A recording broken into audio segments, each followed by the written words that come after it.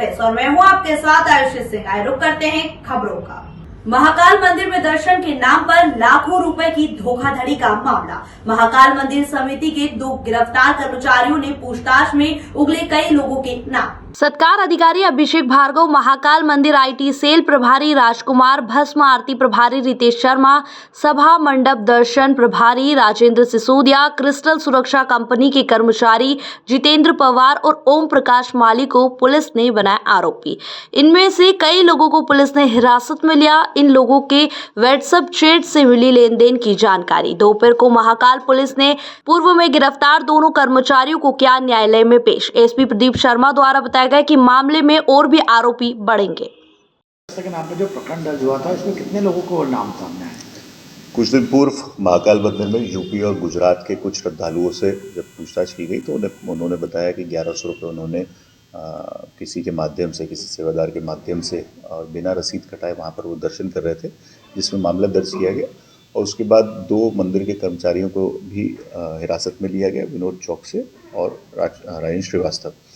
इनसे 2 दिन की कोर्ट से पुलिस रिमांड लिया गया था। आज इनको दोबारा कोर्ट में पेश किया जा रहा है। इसमें 4 कर्मचारियों का और नाम आया है, जिसमें रितेश शर्मा जो भस्म आरती प्रभारी हैं, राजेंद्र सिसोदिया ये विनोद चौकसे के साथ दर्शन प्रभारी हैं, राजकुमार सिंह आईटी प्रभारी हैं और अभिषेक भार्गव सत्कार अधिकारी हैं। इनके माध्यम से ये इस तरह की डिस्प्रपोर्शनेट और इस तरह की बुकिंग्स कराना स्वीकारा है। इन 4 को भी अब हिरासत में लिया जाएगा, इनसे पूछताछ की जाएगी। इन दोनों को जो हिरासत में लिया गया था, इनके अकाउंट्स के हम लोगों ने ट्रांजैक्शंस को स्टडी किया है, उन सभी को जब्त किया गया और इनकी जो व्हाट्सएप चैट सभी आरोपियों से हुई है, उस व्हाट्सएप चैट को भी हमारे द्वारा जब्त किया गया।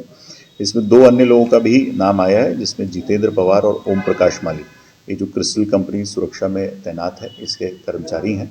इनके द्वारा भी समय समय पर जो पॉइंट पे क्रिस्टल के सुरक्षा गार्ड लगाए जाते थे, उनके माध्यम से इस तरह की अवैध वसूली करने के संबंध में जानकारी प्राप्त हुई है। इन दोनों को भी हिरासत में लिया जा रहा है और उसके बाद इनसे भी पूछताछ की जाएगी। सर, अभी तक ट्रांजैक्शन कितना मिला है जो 2 आरोपी पकड़ाए हैं? ट्रांजैक्शन इसमें खाते में है, उस सभी का एनालिसिस किया जा रहा है। इंडिविजुअली हर ट्रांजैक्शन को अभी हम लोग जो देने वाला है उसके माध्यम से वेरीफाई कर रहे हैं।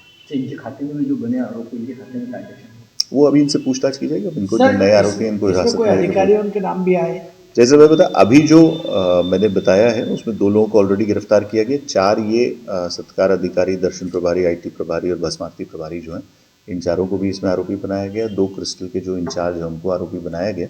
इनसे पूछताछ की जाएगी और जो उसके बाद निकल के आएगा उन सभी के विरुद्ध कार्रवाई की जाएगी। कितने समय से पूरा स्कैंडल चल रहा था? अभी ये जांच चल रही है, अभी जांच चल रही है। उज्जैन जिले के नागदा में स्थित शराब कंपनी शिव बाबा कंपनी में दिन दहाड़े लाखों की लूट की वारदात हुई। 2 स्पोर्ट्स बाइक में सवार होकर आए बदमाशों ने 18,30,000 रुपए की लूट की वारदात को अंजाम दिया। घटना का पता चलते ही डीआईजी नवनीत भसीन खुद जांच के लिए पहुंचे। दरअसल यहां घटना नागदा के प्रकाश नगर में एक शराब कंपनी के ऑफिस में हुई। प्रकाश नगर की गली नंबर 1 में शराब कंपनी शिवा फूड्स लिमिटेड का ऑफिस है। यहां रोजाना की तरह सुबह 11:30 बजे कर्मचारी राशि गिन रहे थे। इसी दौरान मुंह पर कपड़ा बांधकर पहुंचे 5 बदमाशों ने लूट की वारदात को अंजाम दिया।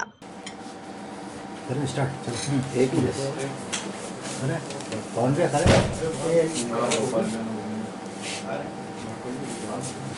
Yes sir.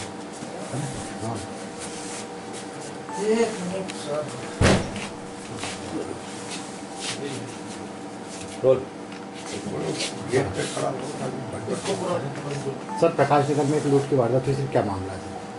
आज सुबह लगभग 11:30 बजे के आसपास शिवा फूड्स लिमिटेड के ऑफिस में जब उनके कर्मचारी कैश अपना सामान लेते उस दौरान उनका एक पूर्व कर्मचारी अपने 4 साथियों के साथ में आया। उस पूर्व कर्मचारी ने उनको वहाँ पर हथियार दिखाकर उनसे उनकी जो राशि है वो लेके चला गया है।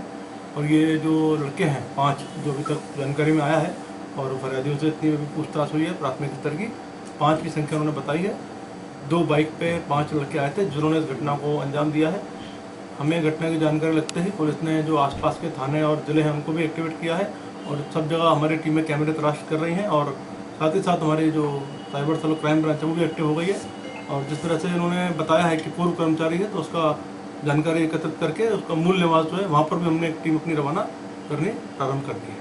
सर कितनी राशि का लूट हुई? अभी जो उन्होंने बताया है फर्म ने, उन्होंने बताया है कि हमारा जो चार्ट उन्होंने बनाया था उसके अकॉर्डिंगली 18,30,000 रुपये की राशि उनके ऑफिस में थी, जिसको वो लोग ले गए हैं। और हमें आशा है कि हमारी टीमें अच्छा प्रयास करके लगातार इसको जल्दी ही ट्रेस कर लेंगे, रिकवर। इसके अलावा चेवर की भी बात कर रहे हैं कि हमारे चेन वगैरह भी लूट के ले गए। अभी एक एम्प्लॉय जो है उनका, उसने ऐसा बताया कि उसके दौरान धक्का मुक्की में उसकी चेन का भी उसने बताया है, तो वो भी उनके जो भी आगे पॉइंट होंगे उसको भी हम लोग इन्वेस्टिगेशन ने रेकी करी है, पूरी ऐसी जानकारी भी दी उन्होंने कि पूरा रेकी करी पहले देख के गए उसके बाद ये जब आरोपी पकड़ में आएंगे तब और उनसे पूछताछ में पता पड़ेगा। जैसा कि आपको मैंने बताया कि उनका एक पूर्व कर्मचारी जो पहचान जा चुका है उसमें था आरोपी की टीम में, तो वो तो ओपन ही है, तो उसको देखते हुए उसको पहले से जानकारी पूरी थी कि ये ऑफिस कहाँ पर है, गली और उसमें वहाँ पर कौन कौन से कमरे हैं, किस कमरे में कौन बैठता है, अलमारी कहाँ है, उसको लेकर उसने इसका लाभ उठा के अपनी टीम के साथ ऐसा जो घटना को अंजाम दिया है। सर किस प्रकार के हथियार सर उपयोग में लाए? अभी जो बताया है फरियादियों ने, उनके पास एक कट्टा था और बाकी और पूछताछ हम लोग कर रहे हैं। कोई रंजिश वाला मसला भी है क्या सब इसमें? कोई रंजिश वाला मसला है इसमें? कोई अभी तो आरोपीगण मिलेंगे तब पूछताछ में पता पड़ेगा। फरियादियों से भी और जानकारी इकट्ठी की जा रही है, इन्वेस्टिगेशन का पार्ट है। अभी टीमें सक्रिय हैं। कर्मचारी साथ मारपीट भी हुई थी, ऐसी जानकारी लगी है। अपना कार्य छोड़ दिया था। हाँ जी, कर्मचारी कब से इसने अपना कार्य छोड़ दिया था वहाँ से? जो भी उनके ओनर मिले हैं उन्होंने ऐसा बताया है कि 18 अक्टूबर को उसको हटाया गया था इसके काम से और लगभग 45-50 दिन इसने वहाँ पर काम किया है। तो जिसके थ्रू व्यक्ति ये आया था काम पर, उससे भी हम लोग पूछताछ करने के लिए उनको बुलवाया है कि उनसे कैसे लिंक इसका है और किस आधार पर उन्होंने रखा था, पिछला रिकॉर्ड उनका क्यों नहीं देखा, क्राइम रिकॉर्ड था तो नहीं रखना चाहिए था इस प्रकार के व्यक्ति। सर कैमरे डीवीआर वगैरह भी निकाल के ले गए क्या? अभी उन्होंने ऐसा बताया कि डीवीआर हमारी नहीं है और उन्होंने निकाली है डीवीआर आरोपियों ने, और डीवीआर अभी तो वहाँ उपलब्ध नहीं थी। सर जिस आरोपी की शिनाख्त हुई वो कहाँ का रहने वाला? अभी जो व्यक्ति उनके यहाँ पूर्व में काम करता था उसका उन्होंने बताया है कि वो ग्वालियर क्षेत्र का रहने वाला है, तो उसके बारे में वहाँ से जानकारी जुटाने के लिए हम लोगों ने वहाँ के जो एसपी साहब उनसे भी संपर्क हम लोगों ने कर लिया है। सर पूर्व में कोई अपराध तो पंजीबद्ध डाटा निकलेगा, आपको शेयर करते रहेंगे इन्वेस्टिगेशन के दौरान जो आएगा। Thank you. आज भोपाल में हुई मोहन यादव कैबिनेट की बैठक में कई महत्वपूर्ण फैसलों के अलावा कई महत्वपूर्ण मुद्दों पर चर्चा हुई। कैबिनेट बैठक की जानकारी देते हुए मंत्री कैलाश विजयवर्गीय द्वारा बताया गया कि आज कैबिनेट में मध्य प्रदेश की नदी जोड़ो अभियान की दोनों मुख्य परियोजना की सहायक 19 परियोजना में से शेष 17 परियोजना को आज मंजूरी दी गई है। 2 परियोजनाओं को पहले ही मंजूरी दे दी गई थी। बैठक में आगामी समय में प्रदेश में 100% क्षेत्र में सिंचाई करने के प्लान बनाने के लिए भी निर्देशित किया गया है। प्रदेश में अब घर बैठे ऑनलाइन जन्म मृत्यु प्रमाण पत्र बनाए जा सकेंगे। आज कैबिनेट ने इस संबंध में मंजूरी दे दी है। इसके अलावा आज कैबिनेट ने आगामी सिंगस्त के मद्देनजर शिप्रा नदी पर 771 की लागत से 29 किलोमीटर लंबे घाट के निर्माण को मंजूरी दी है। बैठक में किसानों को दिन और रात में भी मांग के अनुसार बिजली देने के लिए 11 केवी के फीडर को सोलर प्लांट से जोड़ने को मंजूरी दी गई है। यहाँ सोलर प्लांट निजी भागीदारी से लगाए जाएंगे, जिसमें अनुदान के अलावा ऋण की भी सुविधा रहेगी। बैठक में होम्योपैथी, यूनानी चिकित्सा शिक्षा के विद्यार्थियों की इंटर्नशिप राशि को मूल्य सूचकांक से जोड़कर बढ़ाया जाएगा। कैबिनेट में नदी जोड़ो अभियान, मंथन कार्यक्रम, जन कल्याण कार्यक्रम जैसे अन्य अभियानों को लेकर चर्चा की गई। बैठक में आदिवासी बाहुल्य जिलों में योजनाओं का लाभ दिलाने के कार्यों पर भी चर्चा हुई। आज की कैबिनेट की बैठक हमारे यशस्वी मुख्यमंत्री डॉक्टर मोहन यादव जी की अध्यक्षता में हुई। बैठक की शुरुआत में हमारे जल संसाधन मंत्री तुलसी सिलावट जी ने मुख्यमंत्री जी का अभिनंदन किया और पूरी कैबिनेट ने प्रधानमंत्री जी का अभिनंदन किया कि एक बहुत बड़ी योजना के माध्यम से मध्य प्रदेश का सिंचाई रकबा बढ़ेगा और कैन बेतवा और हमारी पार्वती चंबल काली सिंह योजना, इसमें बहुत बड़ा रकबा बनेगा। और इसमें जिस तरीके से प्रधानमंत्री जी ने सहृदयता दिखाई है कि 90% इसमें केंद्र सरकार का अनुदान है और 10% सिर्फ राज्य सरकारों का, तो ये बहुत बड़ी राज्य सरकारों को की एक मदद है। और मुझे लगता है कि स्वतंत्रता के बाद सबसे बड़ी योजना सिंचाई की आएगी है, जिसमें कि किसानों को सर्वाधिक लाभ होगा। उसके साथ ही आज हमने ये भी कहा कि मध्य प्रदेश 100% सिंचित कैसे हो, उसके लिए हम प्लान बनाएं। तो आने वाले 5 साल, 10 साल, 15 साल में किस प्रकार हम पूरे मध्य प्रदेश को सिंचित कर सकें, इसके लिए प्लान बनाने के अधिकारियों को निर्देश दिए हैं।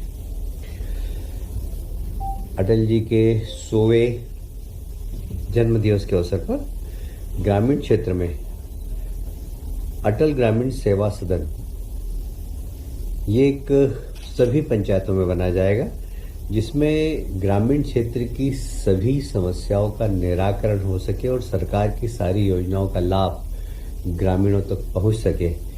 वो इसको हम फोकस करते हुए बनाएंगे और ये अटल जी के नाम से होगा। अटल जी के 100वें जन्मदिन पर इसको विशेष रूप से हमने किया है। आज हमने कैबिनेट में प्रधानमंत्री जी को इस बात के लिए भी धन्यवाद दिया है कि वीर बाल दिवस मनाने का जो उन्होंने घोषणा की है और 26 तारीख को वीर बाल दिवस मनाया है, ये वास्तव में हमारे 10वें गुरु के बच्चों ने सनातन धर्म को बचाने के लिए अपने आप को जो आहूत किया था, अपने प्राणों की आहुति दी थी, अपने आप में एक बहुत ज़बरदस्त उदाहरण है कि बच्चे देश के लिए अपने प्राणों की आहुति दे, सनातन धर्म के लिए अपने प्राणों की आहुति दे। उनको इतिहास के पन्नों में वो सम्मान नहीं मिला था जो मिलना चाहिए था। हमारे देश के यशस्वी प्रधानमंत्री ने उन बालकों को सम्मान देने के लिए 26 तारीख को वीर बाल दिवस मनाने की घोषणा की है और इसलिए प्रधानमंत्री जी को इस बात के लिए धन्यवाद दिया है। साथ ही आज उद्धम सिंह का भी जन्म दिवस है। उद्धम सिंह वो नौजवान था जिसने जलियांवाला बाग के जनरल डायर उनको इंग्लैंड में जाकर, वो सिर्फ 17 साल की उम्र थी उनकी, विदेश की भूमि में जाकर मारना, ये दृढ़ इच्छा शक्ति प्रकट करता है उनकी और इसलिए उधम सिंह को भी आज कैबिनेट ने श्रद्धांजलि अर्पित की है।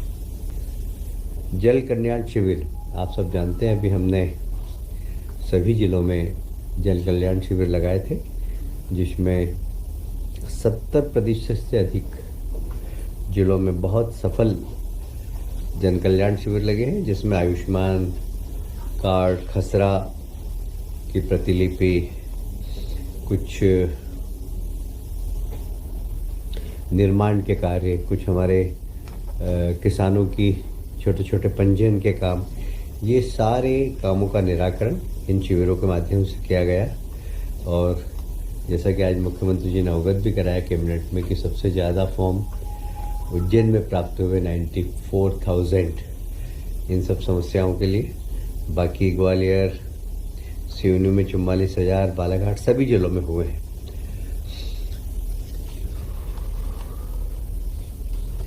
एक बहुत महत्वपूर्ण और सरकार ने निर्णय लिया है। आप सभी जानते हैं, हमने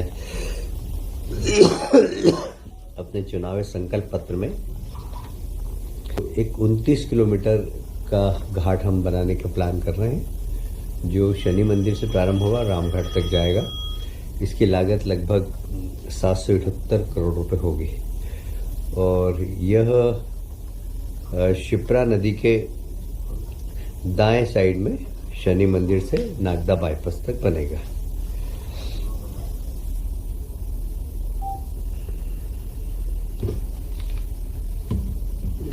एक और ट्राइबल एरिया के लिए भारत सरकार की बड़ी इच्छा थी कि एक समेकित योजना के माध्यम से सभी ट्राइबल एरिया जिनकी आबादी, जो ट्राइबल ब्लॉक है 50% से ज़्यादा इनकी आबादी हो, वहाँ धरती आबा जनजाति ग्राम उत्कर्ष योजना, इसमें सभी पंचायत भवन, आंगनवाड़ी, स्कूल भवन और इन सब का पंजीयन और जितनी सरकार की योजना है उसके लाभार्थियों को 100% लाभ मिल सके, ऐसा सैचुरेशन हमें इन सब ब्लॉकों में करना है।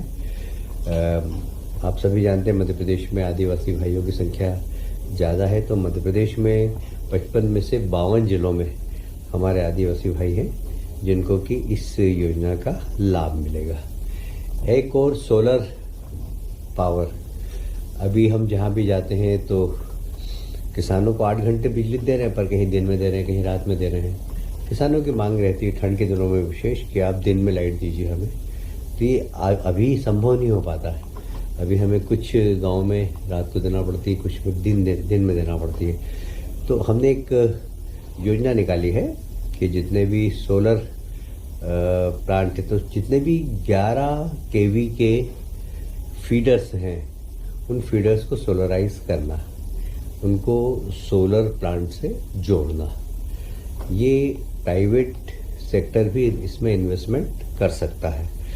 लगभग इसमें प्रति मेगावाट भारत सरकार की ओर से 1 करोड़ का केंद्रीय सहायता है और